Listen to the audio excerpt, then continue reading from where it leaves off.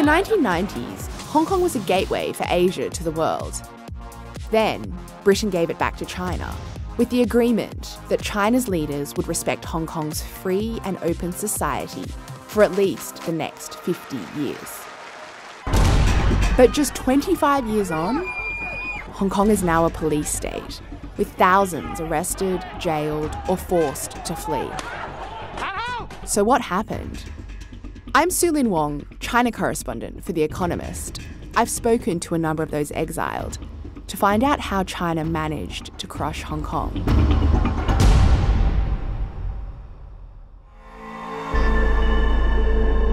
In 1989, Chinese troops opened fire on a crowd of demonstrators near Tiananmen Square, killing hundreds, if not thousands.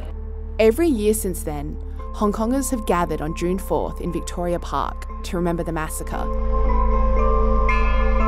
But for the past 2 years, the park has stood empty. Instead, the protests have spread to other cities, such as here in London. Hong Kong used to be the only place on Chinese soil where you could commemorate the victims of the Tiananmen Square massacre. But over the past few years, as the political situation has become worse and more people have been arrested, the authorities have also banned any commemoration.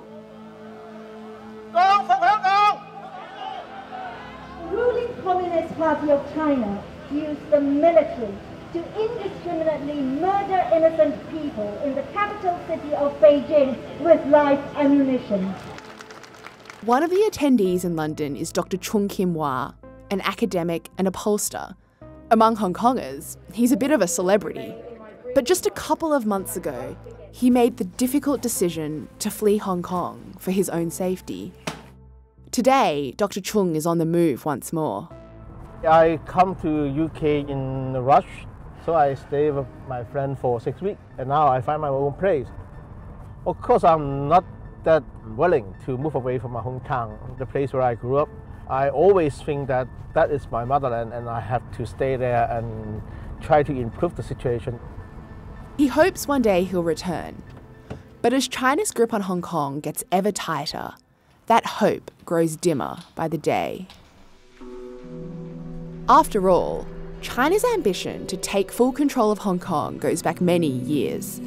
From the moment the trading port was ceded to the British in 1842, the expectation was that Hong Kong would one day be a part of China once more. Renowned journalist Ching Chong grew up in Hong Kong in the 1950s and 60s. We all consider ourselves as Chinese because at that time, Hong Kong, to many of us, seems to be a place not belonging to us. Eventually, we'll return to China. But in the 1950s, China was weak.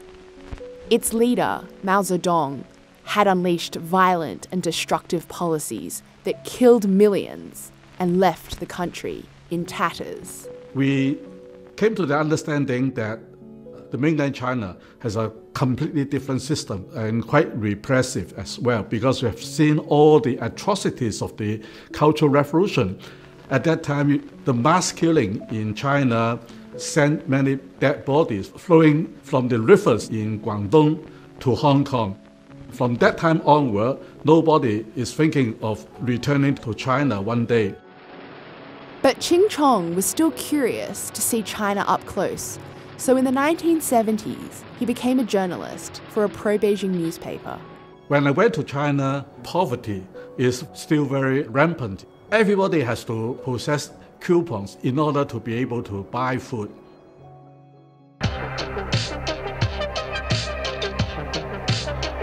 Meanwhile, in Hong Kong, rapid industrialization and free trade meant that business was booming. In 1997, the tiny territory's GDP was 1/5 of China's. China needed the business connections and financial expertise that Hong Kong brought. Or at least, it did then. I remember as early as 1983, I told my wife, who was with me in Beijing, quietly, that unless China scrapped its current political system, when China get rich one day, it will pose a threat to the world. And in the 1990s and 2000s, China did indeed get richer. The ruling Communist Party cultivated China's global image, opening up trade routes and foreign investment. Its GDP grew rapidly. By the mid-2000s, the economic power balance had been well and truly reversed. And then, in 2012, Xi Jinping effectively became the leader of China and increased the party's grip on power. He introduced a law in the mainland which clamped down on any form of dissent, and then set his sights on Hong Kong. To Xi, it was no longer a city of growth, but a threat to his dominance. Over the next few years, the screws tightened on Hong Kong. In 2019, Hong Kong's Beijing-backed chief executive, Carrie Lam, introduced a bill which would have allowed criminal suspects in Hong Kong to be tried on the mainland. This is a very important piece of legislation that will help to uphold justice. Hong Kongers, like Anna Kwok, were horrified. I was definitely very angry. Like, how dare you do something like that before 2047 when we were supposed to still have our autonomy? I was quite worried that people were not going to respond. To my surprise, actually, eventually people came out to the streets, and on June 9th, there was 1 million people marching on the street. But always in the back of my mind, I was always so concerned that how long is this gonna last? And if the government decides to use violence, or if the government decides to push hard on us to silence us, are people going to fight back? The people did fight back, but the huge demonstrations didn't derail the Communist Party's crackdown. In 2020, it imposed a national security law which effectively ended Hong Kong's autonomy. This time, resistance was minimal. Huge sections of Hong Kong society, from business leaders to civil servants, were silent. Why? Because the party had been preparing for this day for a very long time. In the 1980s and 90s, the Communist Party started laying the foundations for taking full control of Hong Kong. According to one estimate, more than 80,000 officials from the mainland entered Hong Kong using fake identities. The aim was for them to infiltrate every sector of society by placing them in key civil service roles and creating underground party cells. The Communist Party even tried to recruit Ching Chong. Twice I was offered party membership, and twice I declined. The party used a shadowy department known as the United Front to try to cultivate individuals and organisations. Hong Kongers were offered money, power and women in return for cooperation. One of the United Front's main targets was business, a politically powerful constituency in Hong Kong. Businessmen might be granted special favours across the border in return for their loyalty. Well, business, they want a bigger slice of the market, and China poses a very big market to them. Naturally, they would be happy to cooperate with them. It wasn't just businesses. Decades of infiltration meant the police, customs and immigration were also in the pocket of the party. So when the security law came in, the loyalty of Hong Kong security forces was never in doubt. It also tried to cultivate relationships with those who made up Hong Kong's vibrant civil society: journalists, teachers, lawyers and academics, like Dr. Chung. For many decades, he's been contacted by so-called middlemen. So what is this? This is a guy keep in touch with me for at least 6 years. And whenever he come to Hong Kong, he would come to Hong Kong PolyU to see me and had a dinner or lunch to talk on different issues. He looks very friendly. He wishes quite friendly. you In fact, happy Chinese New Year, happy Mid-Autumn Festival. Yeah, always like that. Always like that. Dr. Chung's experience isn't unusual. Many of the Hong Kongers I spoke to said they'd been contacted by middlemen. For decades, the middlemen were courteous and friendly even. But once China imposed the national security law in Hong Kong, the middlemen became a lot more intimidating. Someone who was close to the pro-establishment, he told me that you are regarded as someone who is not obedient enough, so you will be in trouble. Of course, I took that as a signal, and later he sent me another message. Asked me, would you consider leaving Hong Kong for a while to take a rest?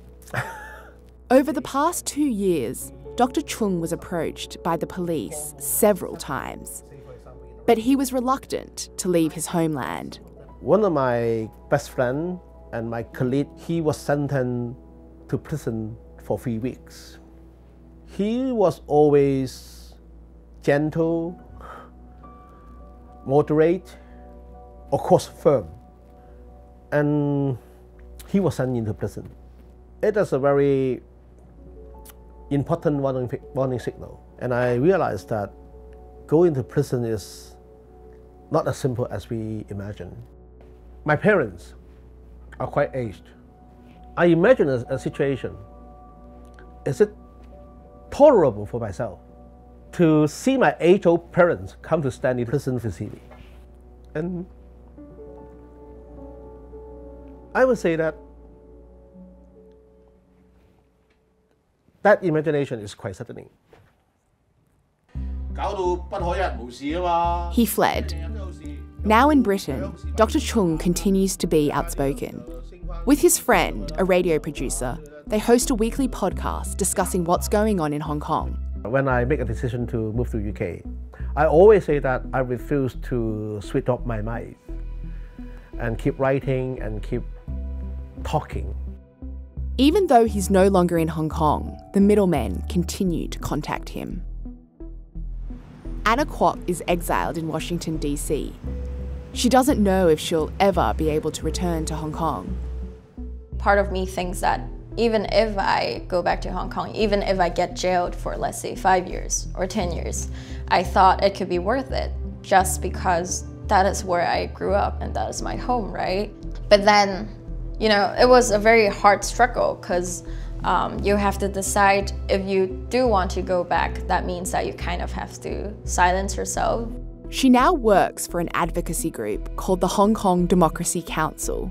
We try to guide the policy discussion so that we can drive future developments that can discourage the Chinese Communist Party from further eroding our freedoms. The world should realize first that even though things may seem to be happening just locally in Hong Kong, actually they're also trying to use their economic influence as a leverage to control what people in the free world can say or cannot say. 3 years on from the Hong Kong protests, thousands of Hong Kongers have gathered in Parliament Square in London. Our true identity is always a Hong Konger. Many Hong Kongers I've spoken to say that Hong Kong isn't just an isolated incident, and in fact, there are many lessons for the rest of the world from what has happened to Hong Kong, from the way the Chinese Communist Party has crushed liberalism in the city over the past 3 years. Please don't take freedom and democracy for granted. All the strategies China used to convert Hong Kong from a free society into an authoritarian one, are in operation in your society. So, caring for Hong Kong is no longer for Hong Kong's sake, but for your own sake.